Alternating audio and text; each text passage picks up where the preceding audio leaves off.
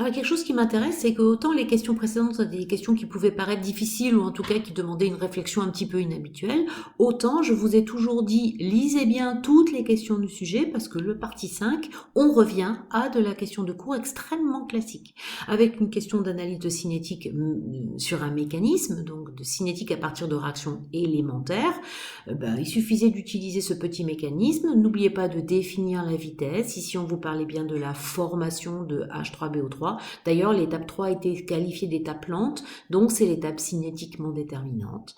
Vous pouviez définir les vitesses unitaires parce que c'était des réactions élémentaires. Je vous rappelle que la particularité des réactions élémentaires, c'est que ce sont celles qui traduisent la réalité des rencontres entre les particules et que du coup, vous en connaissez la loi de vitesse. Ça s'appelle la loi de Van 't Hoff, le minimum de rédaction qui fait toujours son petit effet sur une copie. On définissait les différents VI, on appliquait la EQS aux intermédiaires réactionnels comme c'était proposé dans le texte. Ici, il y avait deux intermédiaires réactionnels, BH5 et BH3. On fait attention aux différentes étapes dans lesquelles ils apparaissent ou disparaissent. Attention aux signes. Et puis, on fait son petit calcul. Attention, certains d'entre vous ont écrit des concentrations de H2O dans les vitesses. H2O est le solvant, donc sa concentration elle est très très grande et en fait H2O est inclus dans les constantes apparentes de vitesse. Je ne les fais pas apparaître. L'avantage de ne pas faire apparaître H2O, c'est que du coup vous vous retrouvez avec une expression qui est une expression dans laquelle je peux définir des ordres partiels. Et enfin, ce sujet se terminait par la partie 6, qui était une partie qui faisait appel à la notion d'orbital moléculaire, avec la question 40 dans laquelle on vous demandait de tracer le diagramme orbitalaire de la molécule de H2. J'avoue être extrêmement étonnée que tout le monde n'ait pas répondu à cette question-là. C'est une question cadeau, ce sont des points donnés. Attention à bien lire toutes les questions et à pas passer à côté de ces questions évidentes. Bon, je ne m'attarderai pas plus sur ce diagramme-là qui me paraît juste enfantin.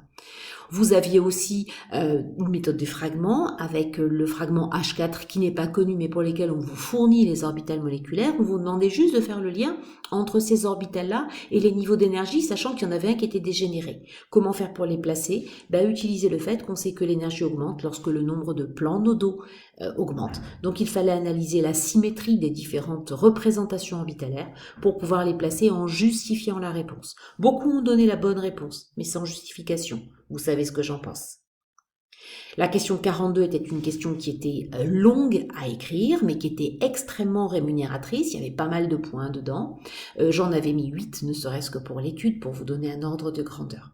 Il fallait étudier les propriétés des symétries des orbitales qui sont données, de manière à savoir que seuls les orbitales possédant les mêmes éléments de symétrie se recouvrent. J'ai besoin de cette phrase-là.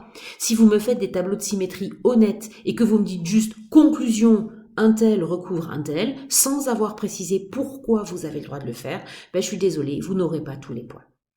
Donc ici, il fallait faire attention au choix du repère, ne pas se tromper, et à partir de là, représenter correctement les différentes orbitales, soit atomiques de valence de l'élément Bohr. On sait depuis le début de la partie quelles sont ces orbitales atomiques de valence, soit pour H4 les 4 orbitales moléculaires qui étaient fournies. On fait une petite analyse de symétrie, ça n'a rien de compliqué, on y va tranquillement.